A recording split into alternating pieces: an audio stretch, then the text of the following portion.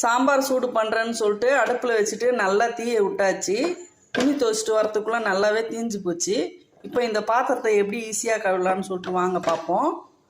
இப்போ நான் இந்த பாத்திரத்தை அடுப்பு மேலே வச்சுட்டு ஒரு சொம்பு தண்ணி ஊற்றிக்கிங்க.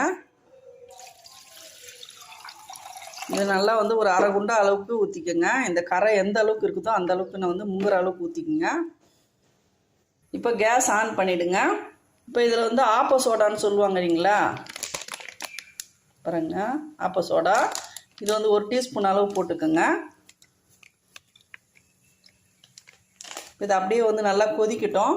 தண்ணி நல்லா கொதிக்கணும். தட்டு போட்டு மூடிடுங்க. நல்லா கொதிச்ச உடனே தட்டை திறந்து பார்ப்போம். அப்படியே பாருங்கள் கழண்டு வரும். தண்ணி கொதி வந்துருச்சு, ஆவி வர ஆரம்பிச்சிருச்சு. தட்டை திறந்துட்டு அப்படியே இந்த ஸ்பூனில் லைட்டாக இப்போ நம்ம சமைக்கிற மாதிரி கிண்டி விடணும். அப்படியே பாருங்கள் கழண்டு வருது பாருங்கள். ரொம்பவே ஈஸியாக இருக்குங்க. இது பாருங்கள் அப்படியே கழண்டு வருது.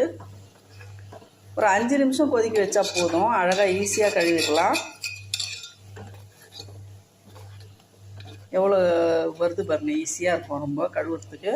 நிறைய பேர் பால் சட்டி குழம்பு சூடு பண்ணுறோன்னு சொல்லிட்டு நம்ம கண்டிப்பாக இல்லத்தரசிகள் இந்த தப்பு பண்ணுவோம் அடிக்கடிக்கு. ஒரு 5 நிமிஷம் நல்லா கொதிக்க விட்டோம்னா எல்லாமே பாருங்கள் அது பாருங்கள் மிதக்கின்னு வருது பாருங்கள். எல்லாம் அப்படியே கழண்டு வந்துடும்.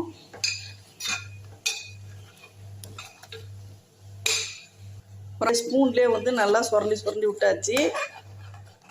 இப்போ எடுத்து கழுவி பார்த்துடலாம் எப்படி இருக்குன்னு.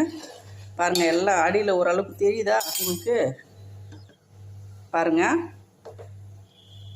இப்போ கேஸ் ஆஃப் பண்ணிடலாம். அதை அப்படியே எடுத்து சிங்கில் ஊற்றிடலாம். இப்போ வேறு ஒரு பாத்திரத்தில் இதில் எவ்வளோ டஸ்ட்டு வந்திருக்குன்னு சொல்லிட்டு ஊற்றி காட்டுறேன் பாருங்கள்.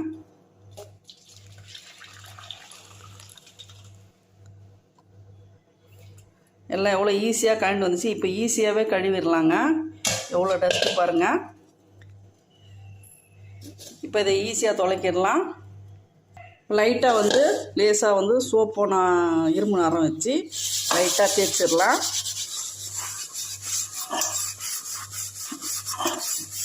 உடனே போயிடுது பாருங்கள். எவ்வளோ ஈஸியாக இருக்குது பாருங்கள் தேய்க்கிறதுக்கு. அவ்வளோதான், 1 நிமிஷத்தில் க்ளீன் ஆயிடுச்சு.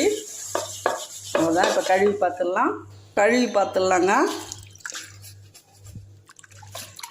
பாருங்கள் எவ்வளோ க்ளீன் ஆயிடுச்சு.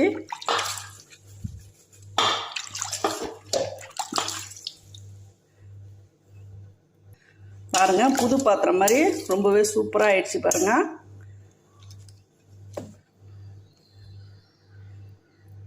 ட்ரை பண்ணி பாருங்கள்.